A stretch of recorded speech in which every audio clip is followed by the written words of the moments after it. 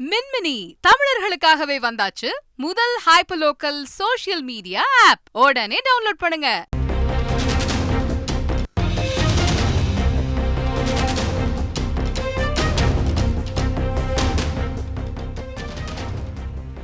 தேர்தலின் போது இலவசங்கள் மற்றும் உத்தரவாத அட்டைகள் போன்ற தந்திரங்களை அரசியல் கட்சிகள் கடைபிடிப்பது தேர்தலின் நேர்மையை தன்மையை பாதிக்கும் என்ற ஒரு குற்றச்சாட்டுடன் ஒரு வழக்கானது பதிவு செய்யப்பட்டிருக்கிறது. இந்நிலையில் இது தொடர்பாக தேர்தல் ஆணையம் தன் ஆட்சேபத்தை பதிவு செய்யுமாறு கர்நாடக உயர்நீதிமன்றம் நோட்டீஸ் ஒன்றை அனுப்பியிருக்கிறது. கூடுதல் விவரங்களை எமது செய்தியாளர் பாரதிராஜாவிடம் கேட்கலாம். பாரதிராஜா, வணக்கம். இந்த இலவச அறிவிப்புகளுக்கு எதிரான இந்த வழக்கு, இதனுடைய பின்னணி, தற்பொழுது கர்நாடக உயர்நீதிமன்றம் இது சம்பந்தமா என்னென்ன சொல்லியிருக்காங்க, விரிவான தகவல்கள்? கண்டிப்பாக முதல்ல இந்த வழக்கின் பின்னணி என்ன என்று பார்க்கணும். கர்நாடக சட்டமன்ற தேர்தலின் போதாக இருக்கட்டும், அதன் பிறகு நடந்த தெலுங்கானா தேர்தலின் போதாக இருக்கட்டும், இந்த இரண்டு தேர்தல்களிலுமே காங்கிரஸ் கட்சி என்பது உத்தரவாதங்களை அறிவித்து வெறும் அறிவிப்பாக மட்டும் இல்லாமல், அது ஒரு திட்டத்துக்கான அறிவிப்பாக மட்டும் இல்லாமல் உத்தரவாத அட்டைகளாக கொடுத்தார்கள். ஒவ்வொரு வீடு வீடாக சென்று உத்தரவாத அட்டையில் கையெழுத்திட்டு, அதாவது யார் முதல்வர் வேட்பாளரோ, யார் அந்த தொகுதியின் சட்டமன்ற வேட்பாளரோ அவர்கள் கையெழுத்திட்டு கொடுத்ததை நாம் பிரச்சாரத்தின் போது பார்த்திருந்தோம்.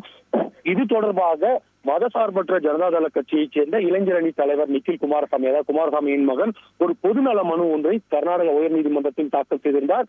இது போன்ற இலவசங்களை அறிவிப்பதன் மூலமாகவும் உத்தரவாத அட்டையை கொடுப்பதன் மூலமாகவும் தேர்தலின் நேர்மை மற்றும் பாரபட்சமற்ற தன்மை பாதிக்கப்படுவதாக அவர் குற்றம் சாட்டியிருந்தார். இந்த வழக்கு தற்காலிக தலைமை நீதிபதி தினேஷ்குமார் மற்றும் டிஜி சிவசங்கர் கவுடா ஆகியோர் அமர்வு முன்பாக இன்று விசாரணைக்கு வந்தது. மனுதாரர்கள் தரப்பில் இந்த வாதங்கள் தான் வைக்கப்பட்டது. இது போன்ற இலவசங்களை அறிவிப்பதன் மூலமாக உண்மையான மக்களின் மனநிலை என்பது மாறக்கூடும்.